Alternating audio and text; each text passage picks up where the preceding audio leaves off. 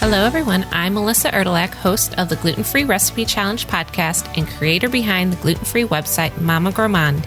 Here we take beloved recipes you thought you'd never enjoy again and transform them into easy copycat versions just as good as the originals.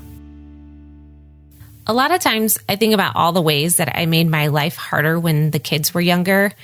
I was adamant about checking boxes of things that I thought would be a fun adventure and prompt my kids to look back on their childhood like their mom was some sort of homesteading badass. For example, all the fruit picking we would do. In the hot, 100% humidity Midwest summer months, we used to hit every produce milestone.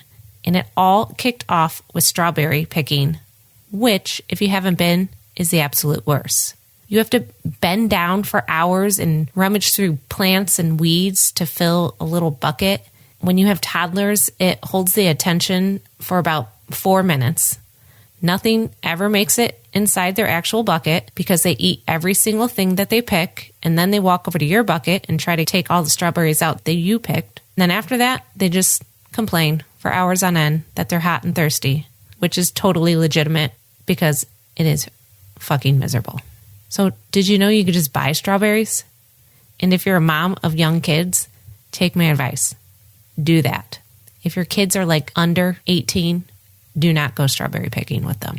Even then's a stretch. Then to top it all off, when you get home, you have to immediately go into strawberry preserving mode. You have to wash them, you have to make jam, or you have to freeze them. So instead of experiencing all that joy, just go to the freaking grocery store, pick up a package of delicious and perfectly in-season strawberries right now, and you can make these extremely light and fluffy gluten-free strawberry muffins with them. Everyone wins. You can actually make this recipe all summer long for any fruit that's in season, like blueberries or raspberries, blackberries, or even if you have frozen fruit. Today, I will talk through not only how to make this recipe in particular, but how to avoid dry and crumbly muffins or dense and gummy ones, all in this GF muffin recipe. It's pretty simple, so let's do it. First of all, what you need. Gluten-free flour. I found that cup for cup gluten-free flour to be superior in all of my baking experiences, but if you want to check out alternative gluten-free flours, like say you can't have dairy, I have a gluten-free flour resource where I test all the flours with cookies, biscuits, breads, and you could find one that would possibly work better for you. But I found cup for cup to be the best at mimicking that wheat flour taste and texture. You'll also need eggs. You need 3 large eggs for this recipe, which is more than a typical muffin recipe. But since the batter is rather thick, adding an extra egg adds moisture without making a gummy crumb. So if you added milk or some other liquid to thin out the batter, then it wouldn't be able to be absorbed into the flour, which the eggs do a better job of absorbing. Next, you'll need sour cream, or you can use yogurt, and this kind of gives the tang of buttermilk, but it keeps the dough sturdier to help with structure. So it's another way that it adds moisture without making the texture gummy. The sour cream or yogurt incorporates better with the gluten-free starches. But for dairy-free muffins, you can also replace it with coconut or almond milk yogurt. And please keep in mind that the higher fat content, the better. So I would use full-fat sour cream or whole milk yogurt. Butter, which we melt instead of using softened butter, and melting the butter just hydrates the ingredients more, so it coats the starches and it eliminates some of that gritty, ricey texture. For dairy-free muffins, you can replace it with vegan butter sticks. Other than that, you need sugar, vanilla extract, you need baking powder and baking soda, salt, and then your strawberries. You could use fresh or frozen. But if you're listening to this when strawberries are in season, I'd recommend fresh, and you only need 1 1/2 cups, so 1 package would be fine. Okay, so let's make them. First, you're going to melt your butter. You need 8 tablespoons of butter and melt it first to give it time to cool before mixing it with the other ingredients. If you mix it in too fast, the butter's going to re-solidify and it's not going to incorporate as well in the batter. So while it's cooling, go ahead and line your muffin pan with muffin cups, or you could grease it with nonstick cooking spray. At this point, you do not preheat the oven. You do that later while the batter rests, and I'll go over that later why you let the batter rest a little bit before baking the muffins. In a large bowl, whisk together your cooled butter, 3/4 cup of sugar, 1/2 cup of yogurt or sour cream, 3 eggs, and 1 teaspoon of vanilla extract. After that's whisked together, then just stir in your dry ingredients.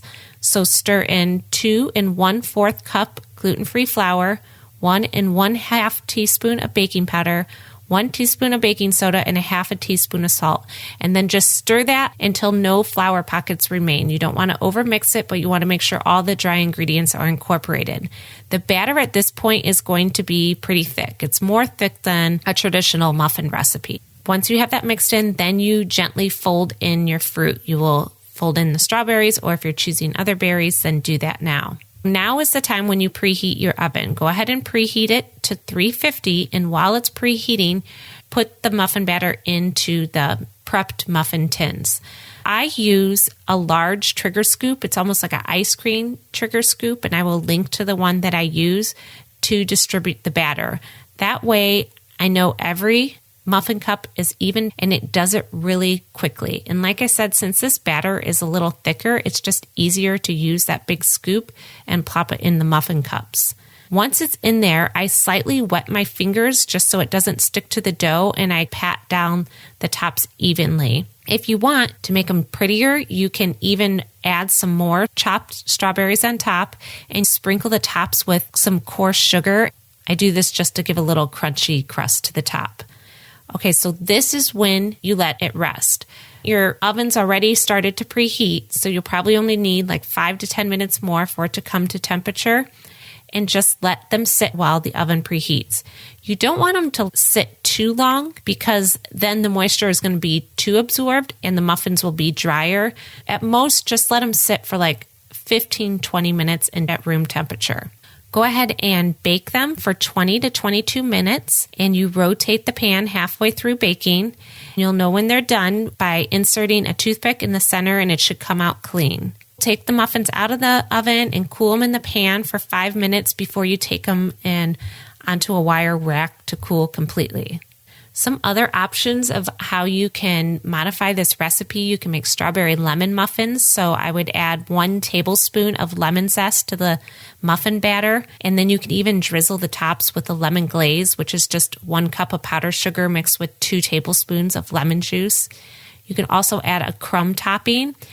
And I have a streusel topping on my gluten-free apple muffins recipe that I can link to, and you could use that crumb topping for the top. And like I said earlier, you could replace the fresh strawberries with frozen blueberries or any mixed berries.